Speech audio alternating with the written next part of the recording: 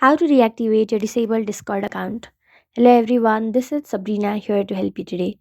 So without any further ado, let's get right into the video. So there are many reasons that your account might have been disabled. Number 1 is self-disabling.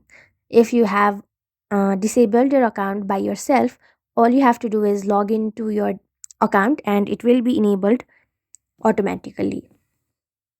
Next, if it has not been disabled by yourself, simply open your preferred browser and then open Discord support.